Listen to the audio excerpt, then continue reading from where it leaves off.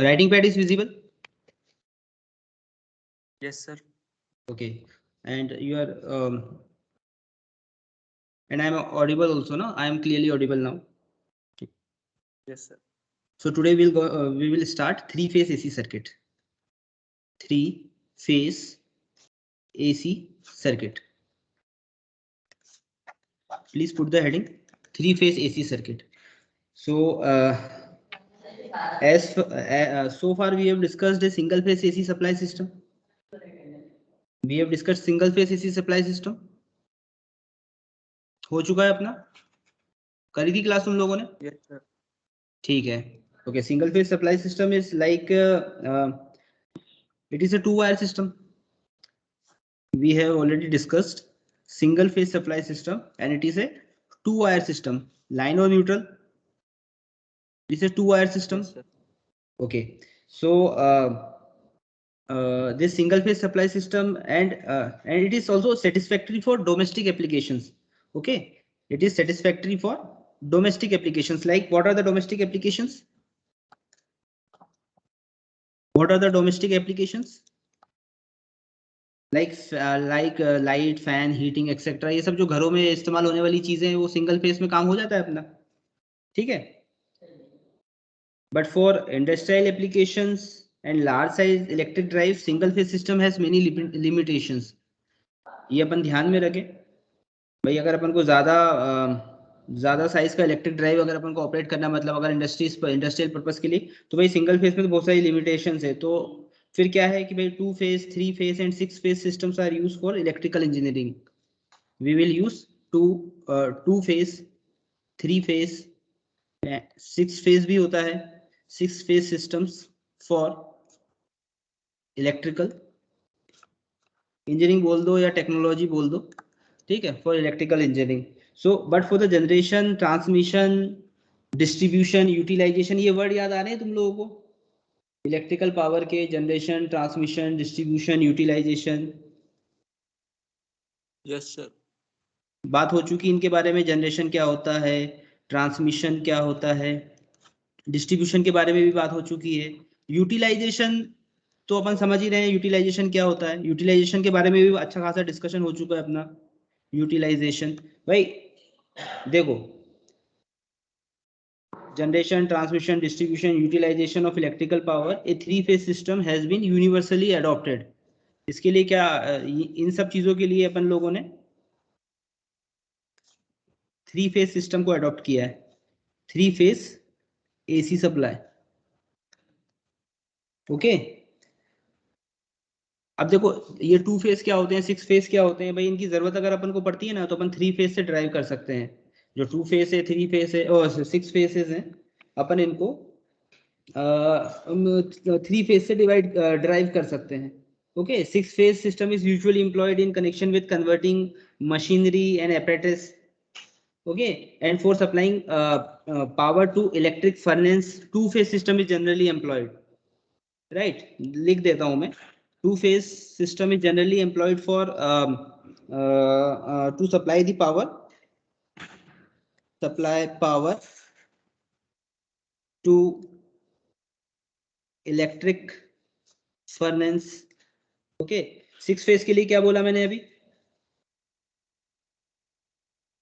6 phase के लिए क्या बोला था? बेसिकली ये अपना अभी सिलेबस में नहीं है, but for the general knowledge point of view, 6 phase system is usually employed in connection with converting machinery and apparatus. Okay, इसको ध्यान में रखें, ये वाली बात याद रखें. Generally for generation, transmission, distribution, utilization also of electrical power, 3 phase system is generally used. Okay, and what do you mean by polyphase system? एक polyphase system भी होता है. What do you mean by polyphase system? How many students are there in the class? What do you mean by polyphase system? Yes. More than 6 phase. Okay, more than 6 phase, हाँ आप अपन ये बोल सकते हैं कि पोली मीन्स न्यूमेरस और multiple, मतलब multiple जो वाइंडिंग्स ऑफ ए सर्किट या फेज बोल दो आप, number of windings, number of phases in A circuit. The polyphase system means which consists of multiple windings or circuit या phase in a circuit, है ना. बीच में जो सर्किट बोला था उसको हटाओ आप. पॉलीफेज सिस्टम लिख देते हैं. Polyphase system means the system which consist of numerous या मल्टीपल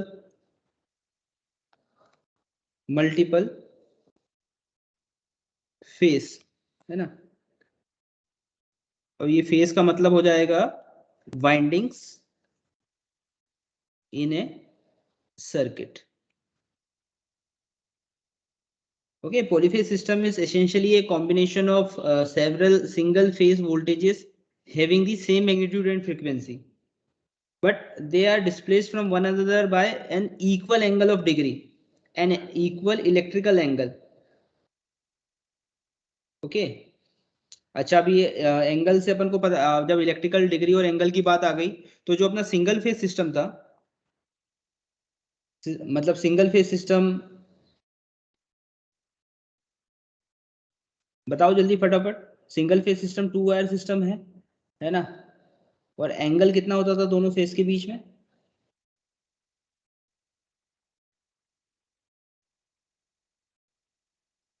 सिंगल फेज सिस्टम में कितना बताया था भाई? एक एंगल इलेक्ट्रिकल डिग्री कितना होता है? 3 फेज में बताओ उसके बाद. जी, कौन बताएगा यार? पढ़ा नहीं तुमने ना, पुराना रिकॉल रिवाइज नहीं कर रहे हो. वेवफॉर्म बनाते हैं अपन. वेवफॉर्म कैसे बनाते हैं भाई? कितने कितने इलेक्ट्रिकल डिग्री अपार्ट होती है वेवफॉर्म? अच्छा, 0 से कहां तक जाती है ये बता दो तुम. मेरी आवाज आ रही है? आशी, आलोक, आवाज आ रही है मेरी? ध्रुव? Yes sir. ओके, चलो. हर्षिता, सिंगल फेज सिस्टम में कितने इलेक्ट्रिकल डिग्री अपार्ट होता है भाई? कितने इलेक्ट्रिकल डिग्री का एंगल होता है हर्षिता? यस. जी बताइए. आवाज तुम्हारी क्लियर नहीं आ रही, तुम चैट बॉक्स में लिख दो.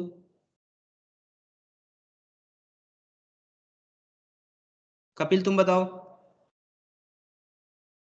सर 3 फेज में तो सर वो उनके बीच 120 डिग्री का एंगल उस दिन आपने बताया था, और सिंगल फेज में सर 90 डिग्री. 90 डिग्री का वेवफॉर्म बनाओ ना यार भाई, यार पहले वेवफॉर्म बनाओ. वेवफॉर्म बनाने के बाद बात करें अपन.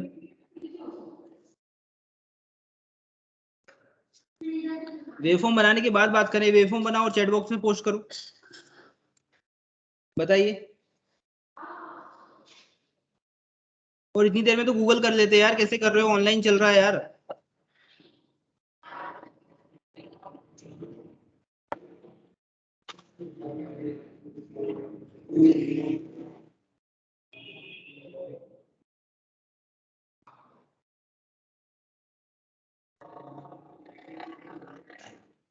बताइए.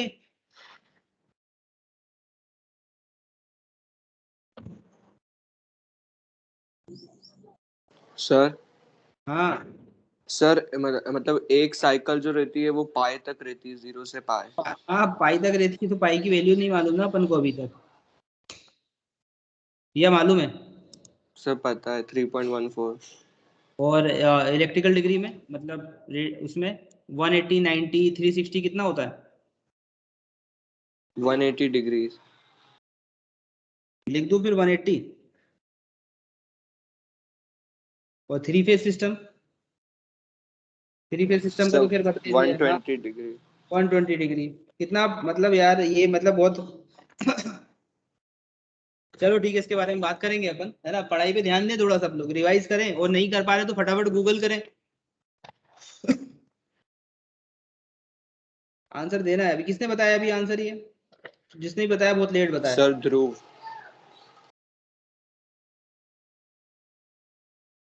Okay. So a supply system is said to be symmetrical when several voltages of the same frequency have equal magnitude and are displaced from one another by equal angle. By equal angle. So three phase three wire जो three phase है, एक minute hold करना, एक minute जी भैया बताइए, बताइए।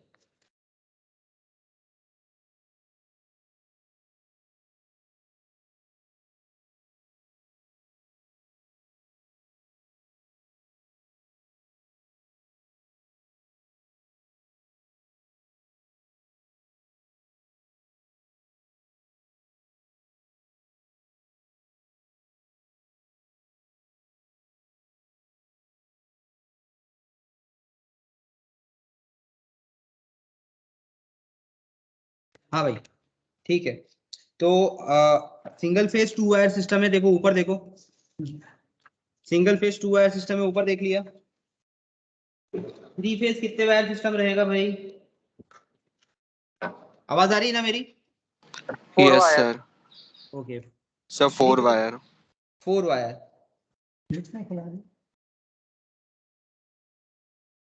Physics sorry, कितने wire? 4 wire system है। थ्री फेज जो है अपना, यहाँ पे लिखना पड़ेगा इसको, जो थ्री फेज है अपना 4 वायर सिस्टम है। जल्दी जल्दी चारों वायर के नाम बता देंगे क्या, या अपन जल्दी चले आगे बढ़े? 3 तो लाइन वायर हो जाएंगे अपने, है ना, और एक उसके साथ में, एक उसके साथ में न्यूट्रल, है ना। तो आर वाई बी और एन, आर वाई बी और एन, ये red yellow blue, these are the conductors. Okay, these are the conductors. Conductor मतलब ये लाइन कंडक्टर्स हो गए अपने, ये वायर हो गए अपने, तार हो गए भाई, ठीक है। और एक अपना न्यूट्रल। सो जो थ्री फेज सिस्टम है, this is a 4 wire system. Okay, three phase, 3 wire or 4 wire supply system is symmetrical when line to line voltages are in equal magnitude and they are displaced by 120 degree electrical with respect to each other. Okay, इसको बना लो थोड़ा सा, 120 degree electrical, 120 120 120 degree के 3 angle अपन बनाएंगे। एकदम simple simple language में बता रहा हूँ तुम लोगों को, ठीक है। अभी थ्री फेज सिस्टम और कंफ्यूजिंग होता जाएगा, कॉम्प्लिकेटेड होता जाएगा, क्लास में बने रहें। ये 120 डिग्री हो गया, एक दूसरे से 120 डिग्री इलेक्ट्रिकल पे, this are displaced with one another,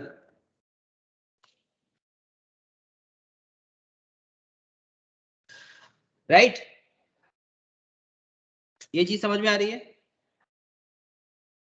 yes sir. Okay, अभी अपन थोड़ा उल्टा चल रहे हैं, ठीक है। अभी इसमें अपन, ये तो इलेक्ट्रिकल डिग्री हो गया अपना, अब अपन बनाएंगे वेव फॉर्म।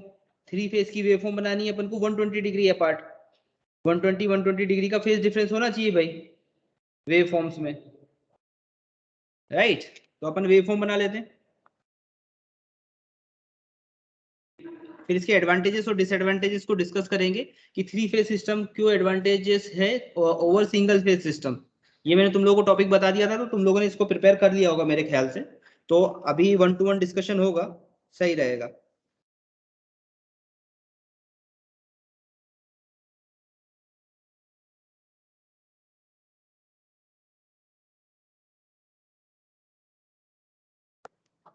बनाए वेव फॉर्म, अलग अलग कलर से बना लें।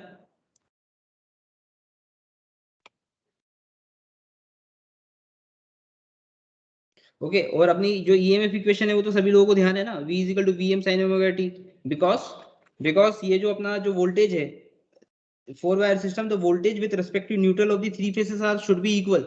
ओके, सो ये जो वोल्टेज की इक्वेशन लिखेंगे अपन लोग, यहाँ पर वोल्टेज की वेवफॉर्म बना रहे हैं, तो V is equal to VM sin omega t, V is equal to VM sin omega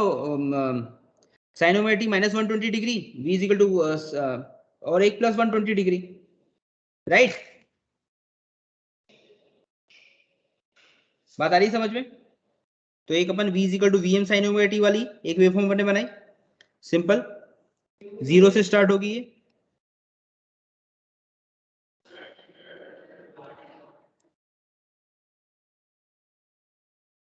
उसके बाद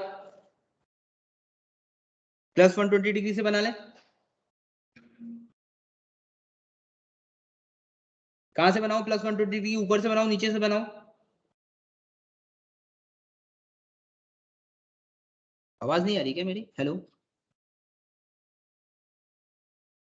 आ रही सर, आ रही है सर आ रही है। तो पता बोल नहीं रहे यार तुम लोग यार, है ना। चलो बना लेते हैं यार, अब तुम मेरे को लगता है तुम बोलोगे नहीं, तुम लोग बोलोगे नहीं, है ना। ओके, यहाँ पे आप लिख लो भैया ना। आप जैसे अपन ने ये एक जो बनाई थी ये EMF ER कर लो इसको आप, ER हो गया ये अपना, ठीक है। इसको ब्लैक से लिखना था मुझे, सॉरी, मिटा देता हूँ, मिटाऊंगा तो वो भी हो जाएगा कलर।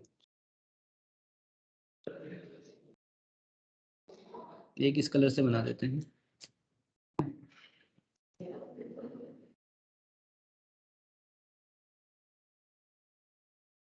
एक तो ये ER हो गया, एक ये वाली जो वेवफॉर्म है this is EY, this is EY, और एक और ये वेवफॉर्म जो मैं बना रहा हूँ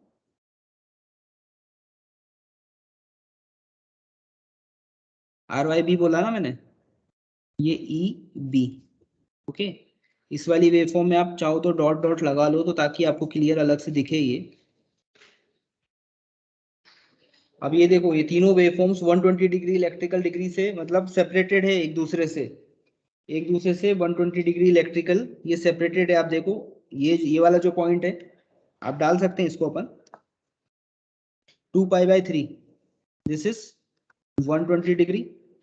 ओके, अब इसी के साथ में अगर कैलकुलेट करके अपन बनाते तो एकदम बिल्कुल क्लियर अपना बनता, this is also 120 degree,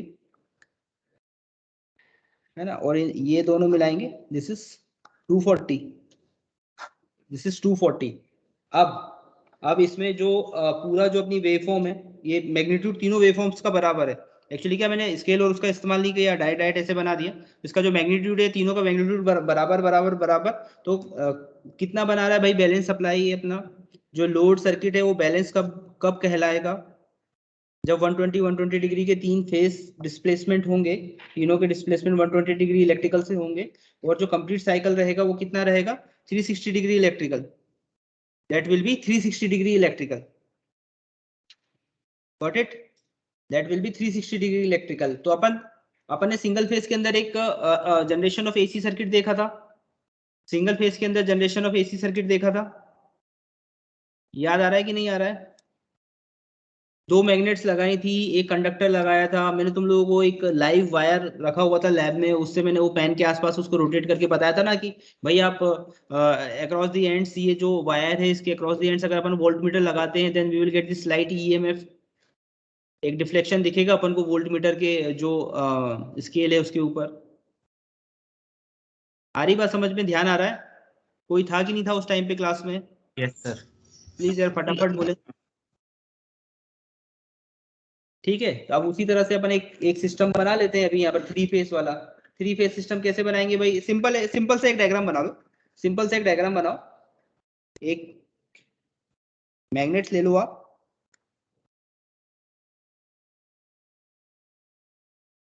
north south में, है ना। ओके,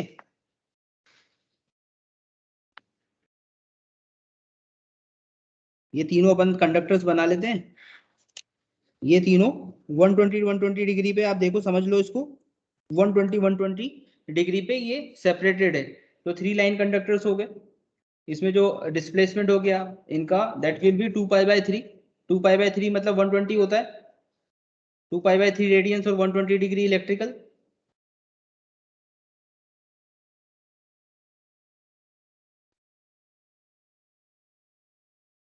बना लिया, यस सर। ओके ठीक है, अभी पेज चेंज कर रहा हूं मैं।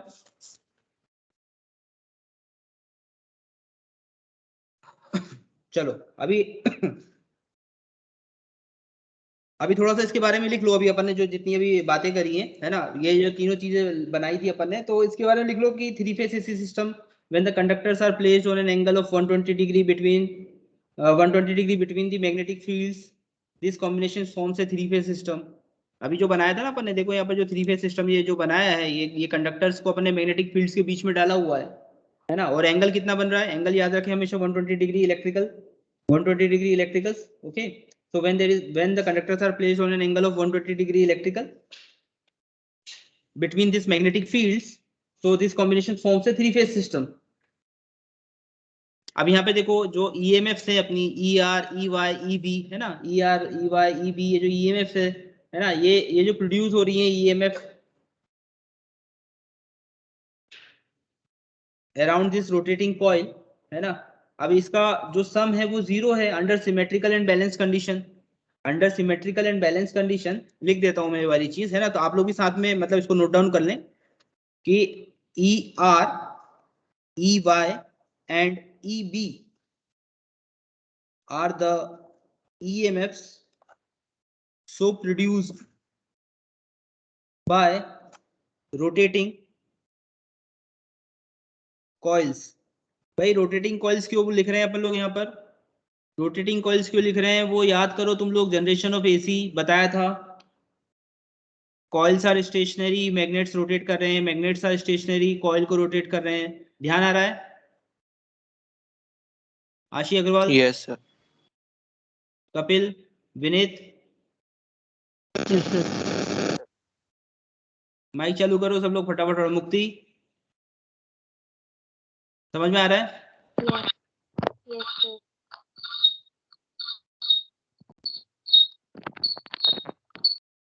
पूछ ही लिया जाए ना। चलो मिस्टर पंकज, एसी का जनरेशन कैसे किया था अपन ने? जनरेशन ऑफ एसी ने सिंगल फेज सिस्टम कैसे किया था? जब 2 वायर सिस्टम था जनरेशन ऑफ एसी कैसे हुआ था? जल्दी फटाफट बताओ, माइक चालू करो भाई। रोटेशन ऑफ कंडक्टर भी बताना है, क्लॉकवाइज बताया था कि एंटी क्लॉकवाइज बताया था, कैसा बताया था?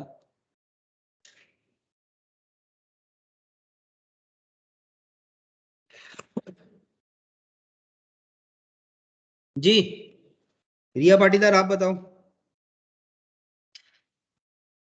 सर मैग्नेट रखे थे दो, उसमें कॉइल को रोटेट किया था, जो कॉपर वायर से वो थी, तो अगर 180 पाई से 180 डिग्री तक किया था क्लॉकवाइज तो ऊपर गया था ग्राफ, मतलब वो मतलब 0 to π/2, और फिर अगर एंटी क्लॉकवाइज करा था तो वो नीचे आया था। अच्छा ठीक है, तो आप थे क्लास में उस टाइम पे? हाँ सर। ओके ठीक है, ठीक है, इसको लिखो आगे, सभी लोग लिखो।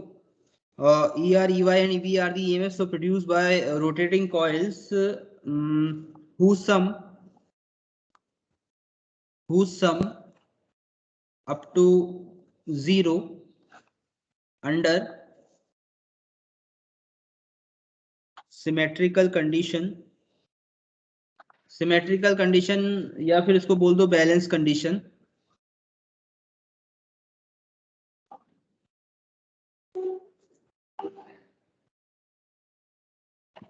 लिखा? Yes sir. ठीक है,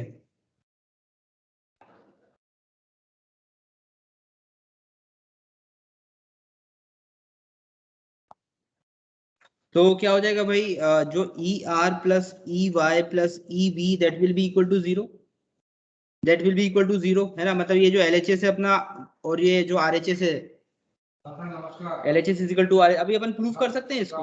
LHS में वैल्यू कितनी, E R E Y E B है ना। तो देखो LHS क्या बता रहा है अपना, लेफ्ट हैंड साइड वाला क्या बता रहा है अपना, ई आर की वैल्यू कितनी है, EM sine omega T, EM sine omega T, plus E Y की कितनी है, EM sine omega T minus 120, plus EB की वैल्यू कितनी है, EM sine of omega T plus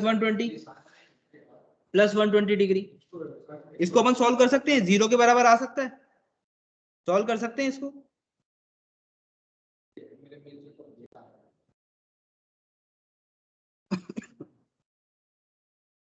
solve कर सकते हैं इसको।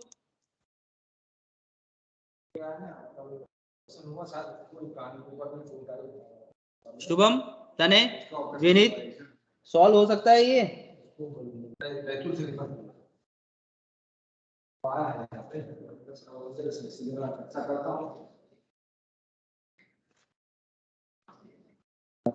बताना तो पड़ेगा, जल्दी बताओ।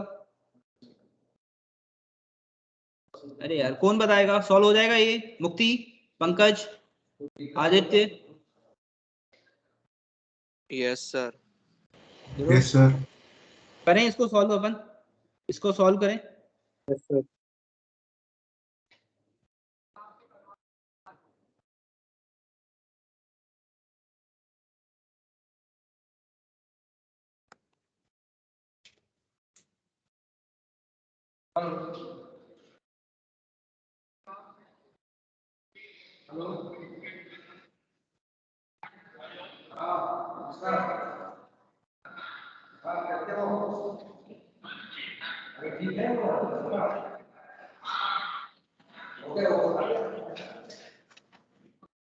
चलो इसको सॉल्व करना है ना, तुम 0 के बराबर लेके आना है अपन को, तो LHS इजिकल टू RHS लेके आना है। LHS इजिकल टू RHS, ये चलो क्लास वर्क हो जाएगा अपना, है ना। इससे अपन आगे बढ़ते हैं, टाइम हो रहा है तो फिर थोड़ा कुछ इंपॉर्टेंट चीज कर लें, वो ज्यादा सही रहेगा।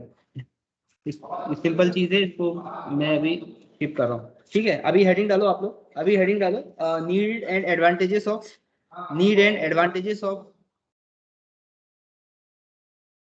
नीड एंड लिख देते हैं ना, नीड एंड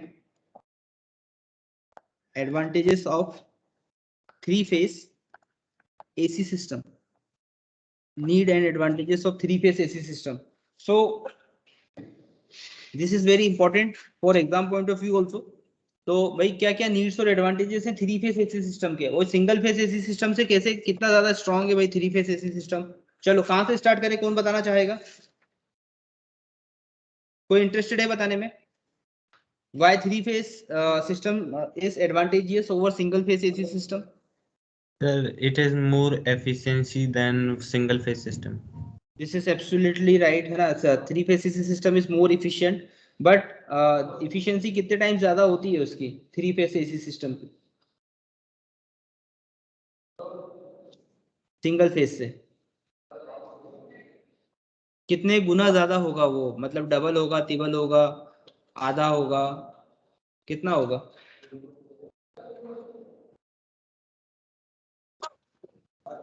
Sir, 3 times. नहीं, 3 टाइम्स नहीं होगा भाई। क्या होता है कि 3-phase AC सिस्टम जो है ना, in 3-phase AC system the losses are not in accountable parameter. In 3-phase system the losses are not in accountable parameter, and hence the efficiency is about 1.5 times greater than that of single phase AC system. It is 1.5 times greater than that of single phase AC system. Okay, this is also important point, है ना। ये अपन लिखते हैं अभी, इसको लिख ही लो तुम लोग। अच्छा, for the same size output of 3-phase motor is 1.5 times the output of a single phase motor, ये भी अपन बोल सकते हैं। मोटर का आउटपुट जो रहेगा सिंगल फेज का, वो उससे 1.5 टाइम्स वो ज्यादा इफिशिएंट होगा 3-phase AC system, because the losses are not in accountable parameters.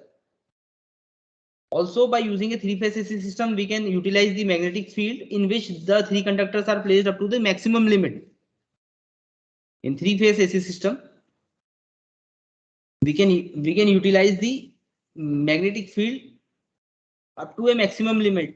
Okay, because all the 3 conductors are placed. All the 3 conductors are placed, or the magnetic field in which the 3 conductors are placed, they can be used up to maximum limit. So in that form, in that thing, we can, by using these conductors up to a maximum limit, we can by using it we can get more stable system. अगर ऐसा करते हैं अपन लोग, तो जो system है that will be more stable, which can be used for generation, transmission and distribution. The system can be more stable and which can be used for generation, distribution and transmission.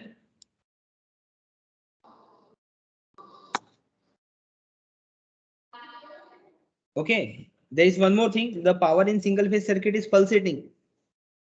This is tolerable in lightning and small motor loads of domestic applications, but for large industrial motors this can cause excessive vibration beyond the tolerable limits.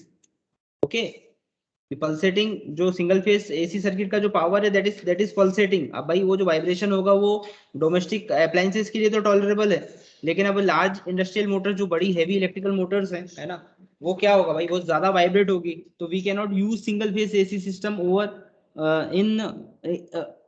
We can not use single phase AC system for industrial applications where large amount of power is being utilized. बात आ रही है मेरी समझ में? Yes sir. Okay, ये point लिखो।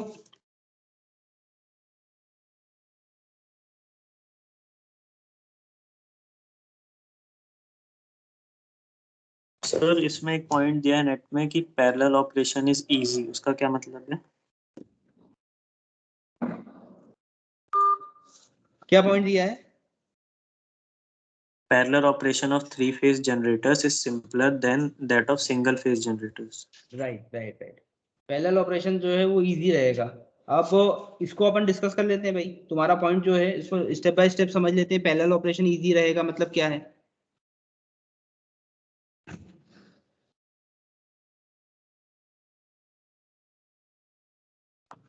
आप बताओ, थोड़ा सा सोच के बताओ।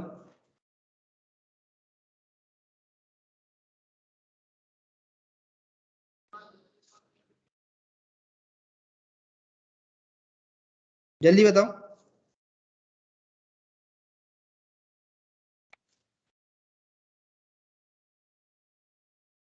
सिंगल फेज अल्टरनेटर्स बोल दो आप, सिंगल फेज जनरेटर्स बोल दो आप, है ना? तो parallel operation of A polyphase alternator is simple. Parallel operation is simple मतलब आप क्या कर सकते हैं, देखो कभी मैंने बताया तुम लोगों को, जैसे हाई वोल्टेज जनरेशन अपन लोग करते हैं। हाई वोल्टेज जनरेशन जब अपन करते हैं तो there are various types of methods of generation of high voltage, right? अभी यहाँ से अपन इस बात को समझते हैं। तो एक जनरेशन है जो हाई वोल्टेज का, by using transformers also we can generate the high voltage by using transformers. अब ट्रांसफॉर्मर्स के यूज से कैसे हाई वोल्टेज को जनरेट कर सकते हैं अपन भाई? मैक्सिमम अमाउंट ऑफ जो ट्रांसफॉर्मर्स है उसको छोटे छोटे ट्रांसफॉर्मर्स को आप कनेक्ट करो, छोटे छोटे ट्रांसफॉर्मर्स को आप कनेक्ट करो। तो भाई जो वोल्टेज है, अब वोल्टेज आपको पता है ना, पैरेलल में अपन पैरेलल ऑपरेशन रहता है वोल्टेज का, करंट का रहता है सीरीज ऑपरेशन। आवाज आ रही है मेरी सभी लोगों को? Yes sir. Yes sir. तो इस तरह के जो ऑपरेशन हैं, जैसे अपन हाई वोल्टेज का जनरेशन कर रहे हैं तो बहुत सारे छोटे ट्रांसफॉर्मर्स को अपन एक साथ कनेक्ट करेंगे, then we can generate the maximum amount of voltage, we can generate the maximum amount of voltage. तो ये थ्री फेज सिस्टम में सिंपल होता है as compare to single phase system.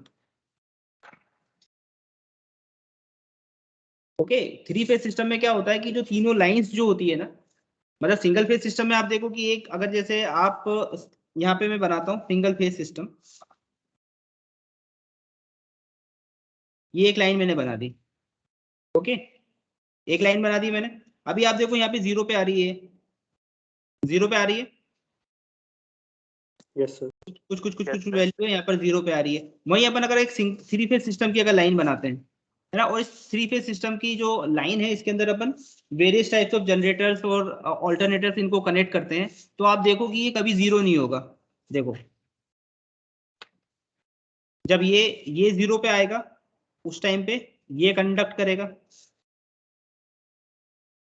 और मतलब क्या रहता है कि आप देखो कि एक टाइम पे दो लाइंस जो हैं वो कंडक्टिंग मीडियम में रहती है। मतलब अगर एक लाइन जीरो पे जा रही है ना, लेकिन उस पॉइंट पे जो दूसरे दो दो वायर्स हैं, दो कंडक्टर्स हैं, वो कंडक्टिंग मोड में रहेंगे।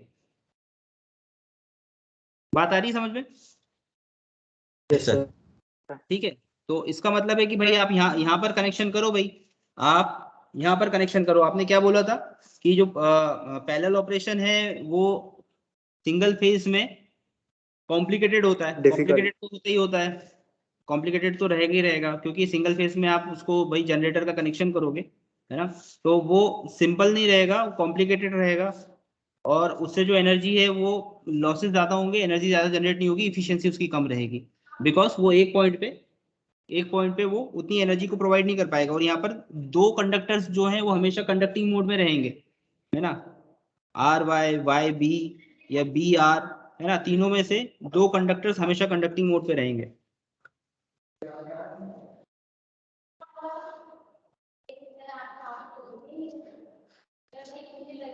ठीक है, तो अभी अपने पहला पॉइंट क्या डिस्कस किया था? पहला पॉइंट अपने डिस्कस किया था by using three phase system we can use वो मैग्नेटिक फील्ड वाला मैंने बोला था ना, तो इसको लिख लो।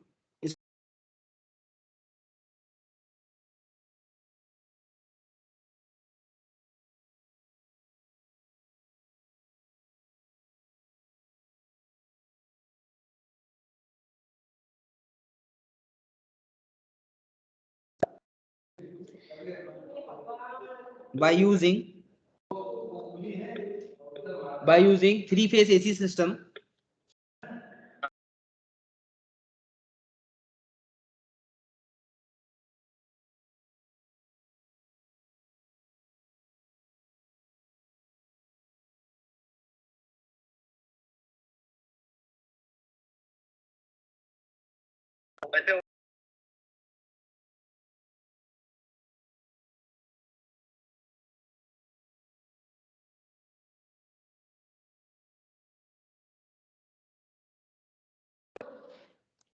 लिखा भाई, लिख लिया ये वाला point. We can utilize the magnetic field in which the three conductors are placed up to the maximum limit. लिखा? We can utilize by using 3-phase, है ना, we can utilize the magnetic field up to in which the three conductors are placed up to the maximum limit.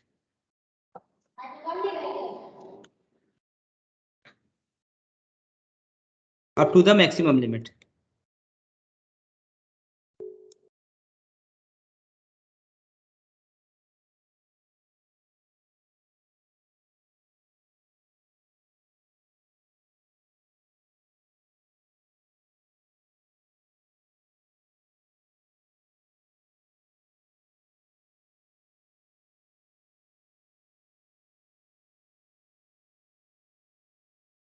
Second point अपना होगा, second point हो जाएगा अपना इसके कारण क्या हो सकता है, we can by using it we can get the more stable system which can be used in generation, transmission and distribution. More stable system. Okay. Also वो एक 1.5 टाइम्स वाला जो था ना अपने जो बात करी थी भाई, तुम लोगों ने बताया था कि 1.5 गुना ज्यादा होना चाहिए, मतलब उसको डिस्कस कर रहे थे. आवाज आ रही है ना मेरी? yes sir. Okay. Yes, sir. Okay, so in three-phase system, the losses are not in accountable form. No, losses are not in the accountable parameters. In three-phase system, losses are not in the accountable parameters. So, hence the efficiency is about 1.5 times greater than that of single-phase AC system. In three-phase AC system, the losses are not in accountable parameters. Hence, the efficiency is about 1.5 times greater than that of single phase AC system. Okay, single phase AC system 1.5 times. अच्छा, और अपन ने कुछ चीज discuss करी थी भाई, power factor से related कोई चीज अपन ने डिस्कस करी थी. थ्री फेज एसी सिस्टम में पावर फैक्टर क्या रहेगा अपना, इंप्रूव्ड रहेगा कि नहीं रहेगा? Higher power factor.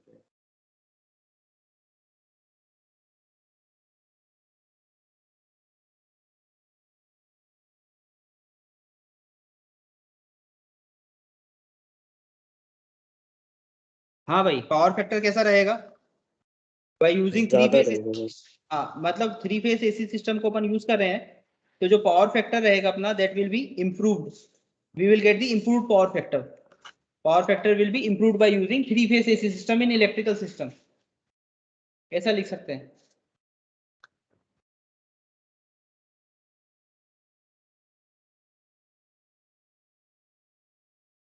और भी बहुत सारे एडवांटेजेस हैं इसके, और भी बहुत सारे एडवांटेजेस हैं थ्री फेज एसी सिस्टम के. भाई देखो, अगर थ्री फेज एसी सिस्टम अपन लोग यूज कर रहे हैं तो अब मटेरियल की अगर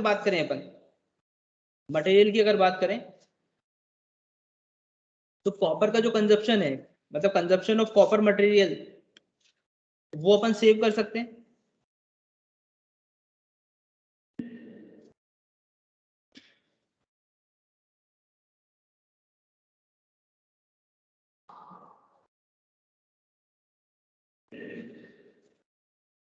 बताइए। क्या सर? भाई मटेरियल पॉइंट ऑफ व्यू से अगर अपन बात करें तो अपन जो कॉपर और एल्यूमिनियम जो मटेरियल यूज करते हैं, है ना, अब देखो मटेरियल पॉइंट ऑफ व्यू से भी थ्री फेज एसी सिस्टम क्या बोलते हैं अपना,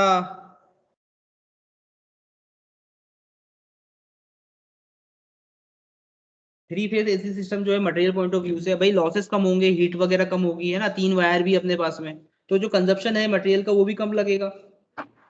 By using it, we can save the consumption of copper material, which is very beneficial for cheap operation. Consumption of the material copper या aluminium का भाई three phase AC system में क्या रहेगा भाई, वो कम रहेगा, अपन सेव कर सकते हैं उसको। तो वो जो सस्ता ऑपरेशन करेंगे अपन किसी भी ट्रांसमिशन जनरेशन डिस्ट्रीब्यूशन, है ना, अगर कॉपर का इस्तेमाल कर रहे हैं तो थ्री फेज एसी सिस्टम में लॉसेस कम होंगे, हीट कम होगी, वायर कम मेल्ट होगा, राइट। तो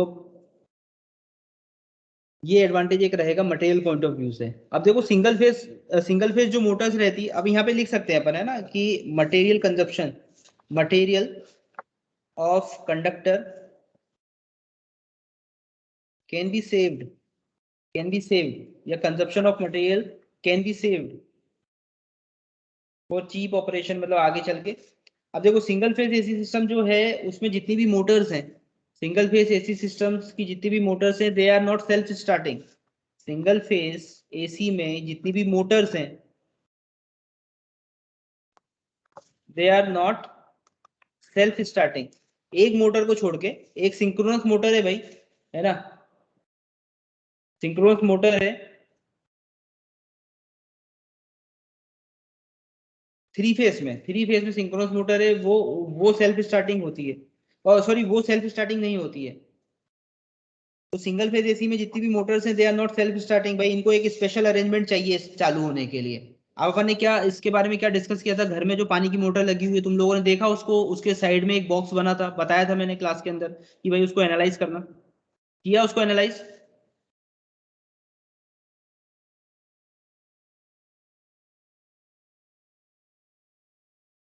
हेलो, एम आई ऑडिबल और नॉट? Yes sir. ओके, मैंने ये बोला था तुम लोगों के घर में जो मोटर लगी होगी ना, बोरवेल जो पानी की मोटर लगी होगी, उसके साथ में एक बॉक्स साइड में एक बॉक्स लगा होगा। यस सर, उस पे सिंगल फेज सब पैनल लिखा है।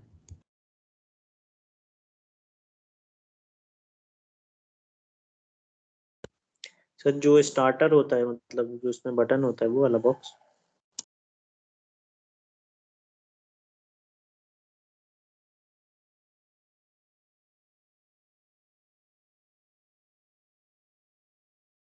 हाँ बताओ बताओ क्या बता रहे थे। यस सर, कौन सा उसमें वाला सिंगल बॉक्स फेज सर सब जो? पैनल लिखा है। अरे वो सेल्फ स्टार्टिंग और वो स्टार्टर लगा हुआ है, ठीक है, जो पैनल बॉक्स है ना, वो जो स्टार्टर। हाँ वो स्टार्टर लगा हुआ है। अब स्टार्टर, उसके स्टार्टर के अंदर की मैकेनिज्म में पूछ रहा था कि भाई तुमने वो बॉक्स खोल के देखा था क्या, मतलब उसका जो क्या बोलते हैं, जो कवर था उसको ओपन करके देखा या उसी के ऊपर देखा होगा तुमने, तो उसमें क्या सर क्या एक चीज रेड दिखी अपन? कलर का स्विच होता है, ग्रीन ऐसा, दो स्विच। हाँ वो तो ठीक है, वो तो बाहर का सिस्टम हो गया वो पैनल को चालू करने का। अंदर अंदर कितने कैपेसिटर बैंक था, क्या था वो स्टार्टर का, क्या मैकेनिज्म था, अगर देखा तो अपन उसको डिस्कस करें, नहीं तो देखना फिर बाद में डिस्कस करेंगे उसको। अंदर दो कैपेसिटर दिखेंगे ठीक है तुमको, सर, है ना, बताइए। एक मतलब सप्लाई कनेक्टिंग वायर्स वगैरह रहेंगे, और किस तरह से वो स्टार्टर से कनेक्ट होता है, लोड से कैसे वो मतलब उसको कंबाइन करते हैं, ठीक है, वो सब समझना भाई, वो सिस्टम है ना, ठीक है, फिर अपन बात करेंगे उसके बारे में, नहीं देखा तो चलो जान दो। ठीक है, तो वो सिंगल फेज का सिस्टम हो गया। तो भाई सिंगल फेज मोटर्स हैं वो भाई सेल्फ स्टार्टिंग नहीं होती, उन सबको स्पेशल अरेंजमेंट चाहिए स्टार्ट करने के लिए, they all need the special arrangement for starting.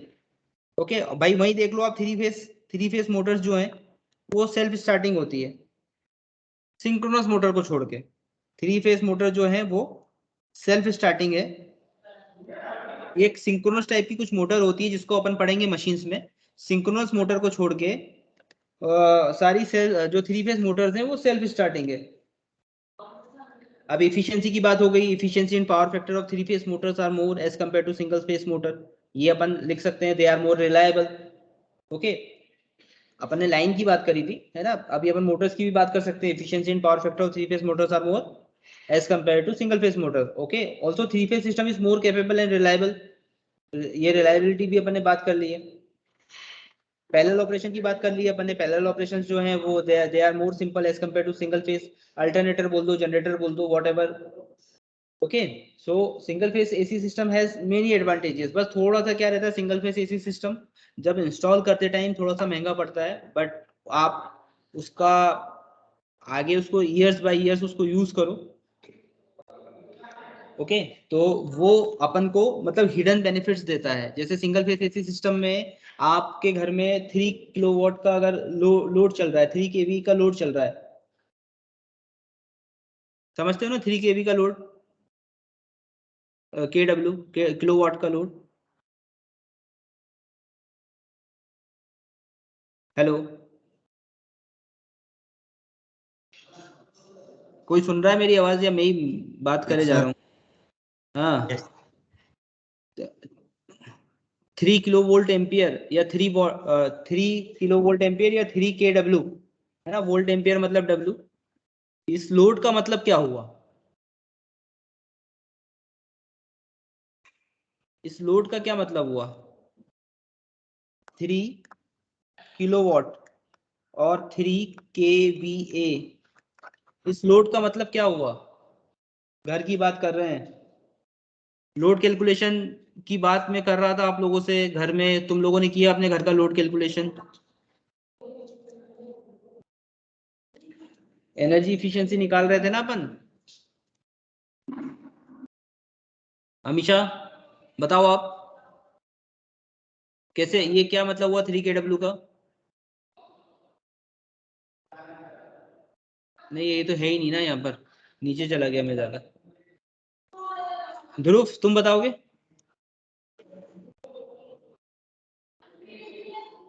Riya? Yes. हाँ, मुक्ति आप बताओ.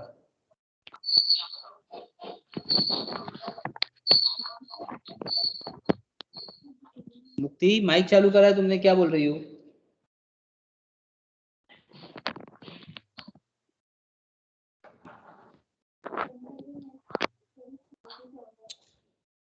हाँ रिया बताओ, 3 केडब्ल्यू का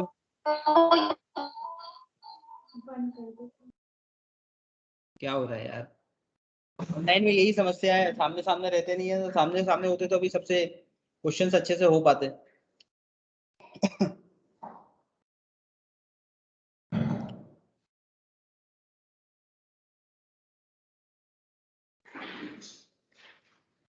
देखो यार, लोड का मतलब ये है, घर का लोड अगर जैसे 3 केडब्ल्यू के मैं बात कर रहा था है ना, तो आपके घर में AC, fridge, TV, geyser, motor है ना, इन सबको कैलकुलेट करेंगे भाई कितने अमाउंट ऑफ एनर्जी ये लोग खा रहे हैं, मतलब कितनी खपत है एनर्जी की, कितना यूटिलाइजेशन हो रहा है, राइट. उस हिसाब से फिर आपको मतलब आपको सिंगल फेज सप्लाई और 3 फेज सप्लाई दी जाती है जब भी अपन घर में मोटर मीटर का कनेक्शन करवाते हैं. ये बात आ रही है समझ में? Yes sir. ये अब जैसे आप देखो, आप सिंगल फेज में आप जैसे 2 किलोवाट का लोड आप संभाल सकते हो सिंगल फेज के अंदर है ना. एक लाइन और मिल जाएगी आपको तो जो वो 2 और संभाल लेगी, और एक लाइन और मिल जाएगी कि 2 और संभाल लेगी. मतलब जो मैक्सिमम आपके घर का लोड का जो लिमिट हो जाएगा 3 फेज में, वो हो जाएगा 5 से ऊपर. 2 + 2 + 2 = 6.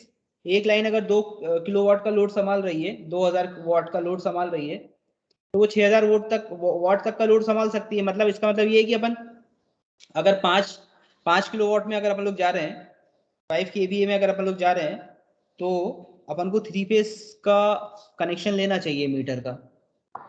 अगर आप एक ही लाइन के ऊपर आपके घर का जो लोड कैलकुलेशन हो रहा है वो अगर 4.5 या 5.5 तक अगर आ रहा है आपके घर का लोड कैलकुलेशन, और आप उसको एक ही सिंगल फेज के ऊपर पूरा लोड दे दोगे, तो वो जो वायर है वो तो हीट होगा, वो लाइन का वायर तो हीट होगा कि नहीं होगा? होगा ना. Yes sir. जल्दी खराब हो जाएगा वो, जल्दी खराब हो जाएगा. इवन दो सिंगल फेज अगर आपके घर में सप्लाई है तो आपका बिल जरूर कम आएगा, बिल जरूर कम आएगा. आपका जो मीटर इंस्टॉल करेंगे आप, उसका खर्चा भी आपको कम लगेगा, मेंटेनेंस ऑल्सो भी कम लगेगा. बट आप जो उसे अप्लायंसेज जो चलाओगे ना, आप हीटर चला दो, गीजर चला दो, और फ्रिज भी चलने दो, टीवी भी चलने दो एक ही बार में, है ना। तो बार बार शॉर्ट सर्किट होगा, बार बार शॉर्ट सर्किट होने के कारण इक्विपमेंट जो है अपने इलेक्ट्रिकल इक्विपमेंट्स वो खराब हो जाएंगे। अभी एसी अपन ले रहे हैं 40,000 का एसी अगर अपन ने लगाया है 1.5 टन का, और उसको सिंगल फेज सप्लाई एक ही वायर के ऊपर अपन ने, पूरे घर का लोड भी और एसी का लोड भी और पूरी दुनिया का लोड उसी, मतलब पूरी बिल्डिंग का लोड उसी पे चल रहा है, तो वो एसी खराब होगा कि नहीं होगा? होगा ना। होगा सर। बिल्कुल। अब वो 40,000 रुपये अपन बचाने के चक्कर में क्या करते हैं कि मतलब वो 40,000 को अपन देखते नहीं है, अपन कुछ पैसे बचाने के चक्कर में अपन सिंगल फेस ही, मतलब घर का लोड गलत कैलकुलेट करवा के अपन सिंगल फेस कनेक्शन ही ले लेते हैं। ऑल्दो जो इलेक्ट्रिसिटी बोर्ड से जो आते हैं घर के ऊपर कैलकुलेट करने के लिए, वो जितने पॉइंट्स होते हैं घर के अंदर, पॉइंट्स मतलब जितने आपके पॉइंट्स का मतलब क्या हुआ, कोई बताएगा पॉइंट्स का मतलब क्या हुआ? जो प्लग पॉइंट्स होते, हाँ, प्लग पॉइंट्स होते हैं, ठीक है। तो उन प्लग पॉइंट्स को कैलकुलेट करते हैं, ठीक है।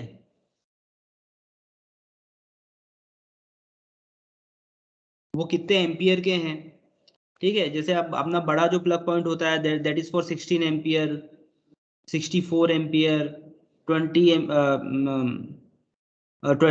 एम्पियर, 4 एम्पियर, 5 एम्पियर, वो प्लग पॉइंट्स होते हैं, अलग अलग पॉइंट्स होते हैं। आप देखो, आप एसी में आपको 16 एम्पियर का वो लगता है, जो उसको टॉप बोलते हैं अपन लोग, जो प्लग रहता है वो 16 एम्पियर का लगता है वो, तो उसको मल्टीप्लाई कर देते 220 से, उधर का पावर निकल जाता है वो। तो उस हिसाब से क्या, वो जो रेंज होती है जो किसकी पावर की, ओके, जो कैपेसिटी होती है वो ज़्यादा हो जाती है, ठीक है। अगर एसी के 2 पॉइंट्स लगे हुए हैं तो उसमें ज़्यादा ज़्यादा फिर पावर कंजप्शन होगा, तो उसके लिए अपन को 3 फेज सप्लाई लेना चाहिए ताकि अपना एसी खराब ना हो। एसी खराब ना हो, अपन 10, 5, 20,000 रुपये बचाने के चक्कर में 40,000, 50,000 की चीज़ खराब कर देते हैं। तो ये मैं तुमको थोड़ा प्रैक्टिकल पॉइंट ऑफ व्यू से बता रहा हूँ। इलेक्ट्रिकल भी पढ़ रहे हो तुम लोग तो थोड़ा याद रखो, आप कभी जैसे घर बनाओ आप, है ना, वायरिंग कनेक्शंस वगैरह करवाओ, और थोड़ा बड़ा घर है, डुप्लेक्स टाइप का है, ट्रिप्लेक्स टाइप का है, तो भाई उधर आप, है ना, सिंगल फेज सप्लाई, अब जब मीटर इंस्टॉल कराओगे सिंगल फेज अपना आराम से 5-6 हज़ार में हो जाता है। वहीं 3 फेज में आप जाओगे तो 18 से 20,000 रुपये लग जाते हैं, क्योंकि फिर उसके वायर्स वगैरह आते हैं, वही कंडक्टर्स लाइन्स वगैरह आती हैं उसकी, वो भी अपन को खर्चा देना पड़ता है। फिर मोटर का खर्चा, सॉरी मोटर का नहीं, ये मीटर का खर्चा, वो भी महंगा आता है 3 फेज वाला जो मीटर आता है। लेकिन वो वन टाइम इंस्टॉलेशन है, वो अपन को देना चाहिए ताकि अपन जो फ्यूचर में अपने जो इलेक्ट्रिकल इक्विपमेंट्स जो हैं जो बहुत ज़्यादा कॉस्टली हैं, आजकल तो टीवी भी महंगी यूज करते हैं ना अपन लोग, स्मार्ट टीवी वगैरह, फ्लक्चुएशन के कारण वो खराब ना हो। एलईडी शॉर्ट हो जाती हैं टीवी में, एलईडी यूज करते हैं तो एलईडी जो पैनल होता है उसमें छोटी छोटी बहुत सारी, they are various types of LEDs installed in that one panel. अगर एक भी एलईडी शॉर्ट होगी तो टीवी के अंदर लाइन आने लगेगी, और फिर वो एक एलईडी शॉर्ट होती है तो फिर उधर सप्लाई खत्म हो जाता है, फिर धीरे धीरे सारी एलईडी शॉर्ट होने लगती हैं।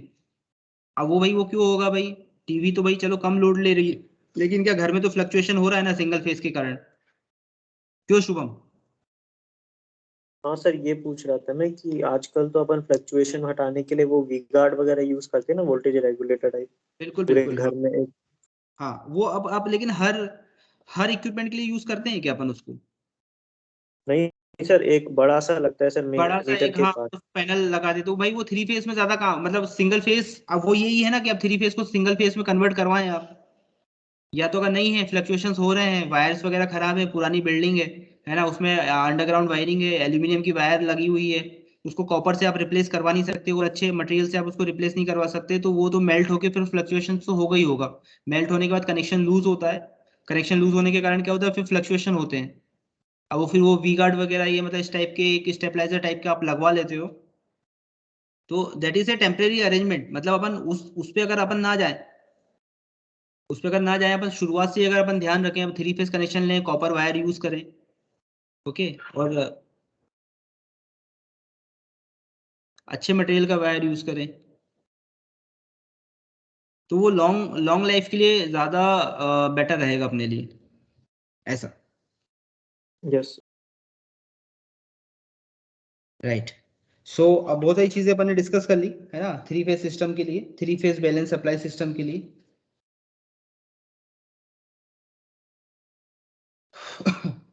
ध्यान रखिए सारी चीज़ें, है ना, वो 1.5 टाइम्स ये सब, और पावर फैक्टर जो है वो भाई वो भी इम्प्रूव्ड मिलेगा अपन को।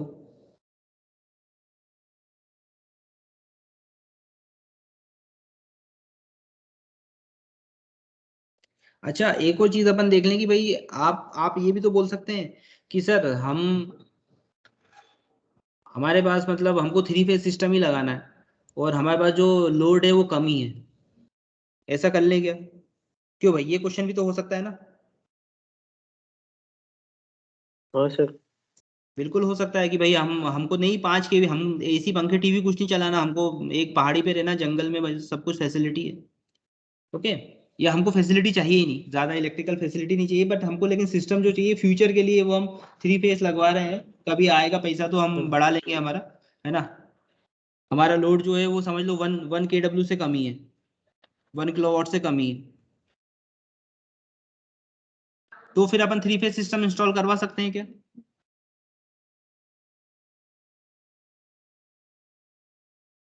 तो फिर अपन को नहीं करवाना चाहिए और अपन कर भी नहीं सकते हैं, बिकॉज वो प्रैक्टिकल पॉसिबल नहीं है। 3 phase operation is not as practical for domestic applications where these motors are usually smaller than 1 kilowatt, okay, and where this lightning circuit supplies most of the loads also. Lightning circuits supply most of the loads, so it is not practically possible. It is not practical possible for domestic applications कि भाई आप 1 kilowatt से अगर कम का 1 kilowatt से कम का अगर load है घर में तो आप 3 फेज सिस्टम को आप प्रेफरेंस दो, राइट। अब अपन टाइम खत्म हो गया, कल अपन देखेंगे भाई स्टार डेल्टा कनेक्शन देखेंगे। अपन सिंगल फेज में भी देखे थे स्टार डेल्टा कनेक्शन, और 3 फेज में भी अपन सॉरी डीसी में देखे थे अपन ने। अभी 3 फेज में भी स्टार डेल्टा कनेक्शन देखते हैं, कौन सा क्या ज्यादा एडवांटेजियस रहेगा, कहाँ स्टार कनेक्शन होता है, कहाँ डेल्टा कनेक्शन अपन लोग करते हैं। ऑल्सो वो लाइन और फेज में कितना मतलब लाइन और फेज के बीच में मतलब कितने टाइम्स होता है लाइन और फेज एक दूसरे के, वो अपन स्टार और डेल्टा कनेक्शन से अपन लोग देखेंगे। और फेजर डायग्राम भी अपन लोग समझने की कोशिश करेंगे कि भाई फेजर डायग्राम क्या बोलता है अपना स्टार और डेल्टा कनेक्शन का, ठीक है, 3 फेज सिस्टम के अंदर। This is very important, this is very important. ये लिमिटेशंस इंपॉर्टेंट है, एडवांटेजेस इंपॉर्टेंट है, okay. Star delta connection important है ऑल्सो। जो 3 फेज, अब देखो पावर मेजरमेंट करने वाला इंस्ट्रूमेंट क्या है अपना, बताओ पावर को जो मेजर करता है what is that instrument? Watt meter, watt meter, okay. तो अब इसके अंदर जो अपना 3 फेज सिस्टम है उसके अंदर 2 वॉट मीटर मेथड, मतलब पावर मेजर करेंगे तो भाई नंबर ऑफ वॉट मीटर तो लगेंगे ना। सिंगल वॉट मीटर मेथड से भी अपन लोग पावर को मेजर कर सकते हैं 3 फेज के अंदर, 2 वॉट मीटर से भी कर सकते हैं, 3 वॉट मीटर से भी कर सकते हैं, okay. So power measurement in 3 phase AC system या 3 phase AC circuit by 2 watt meter method is very important for exam point of view, okay. उसका डेरिवेशन, उसके न्यूमेरिकल्स, वो सब इंपॉर्टेंट है। थर्ड यूनिट बहुत छोटी है, बहुत छोटी सी थर्ड यूनिट है, अगर ये आप कर लेते हो आप तो पूरे के पूरे आप मतलब आपके 21 नंबर आपके कंफर्म है। इसमें ज्यादा आप, मैं आपको पेजेस ही बता दूं आपको कि ज्यादा से ज्यादा 20 पेज से ऊपर नहीं जाएगी यूनिट, 18 से 20 पेज में हो जाएगा कंप्लीट। अगर ये कर लेते हैं अपन तो 21 नंबर अपने बिल्कुल पक्के हो जाएंगे, और बाकी की 4 यूनिट से अपन लोग और अच्छे मार्क्स गेन करके अपन जो अपना फेल होने की जो पॉसिबिलिटी है वो खत्म ही हो जाएगी, वो प्रैक्टिकली इम्पॉसिबल हो जाएगा कि अपन फेल हो सके, राइट। तो अब कल देखें अपन स्टार डेल्टा कनेक्शन, बाकी पैनल वैनल तुम लोग देखना घर पे। रिकॉर्डिंग स्टॉप कर रहा हूँ मैं, thank you. Thank you sir. Okay, attendance mark कर लेना, अटेंडेंस ओपन